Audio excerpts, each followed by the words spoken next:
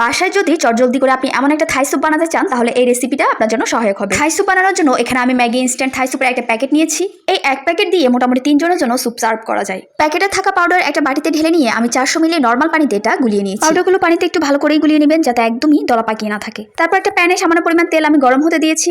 এরপর কিছু চিংড়ি মাছ দিলাম। আপনারা চাইলে এখানে চিংড়ি মাছের পরিবর্তে চিকেনটাও ইউজ করতে পারেন, অথবা চিংড়ি মাছ এবং চিকেন দুটোই সমান সমান করে ইউজ করতে পারেন। তারপর এর মধ্যে 2টা রসুন কুচি দিয়েছি 1 চামচের মতো কালো গোলমরিচ, সেই সাথে দিয়েছি 1 টেবিল চামচ সয়া সস, সামান্য পরিমাণ লবণ দিয়ে চিংড়ি মাছগুলো অল্প একটু ভেজে নেব। মাছের ভেতরটা খেতে যেন জুসি হয় সেজন্য খুব বেশি ভাজবো না, এটা শুধুমাত্র 2 থেকে 3 মিনিটের মতো মিডিয়াম হিটে ভেজে নেব।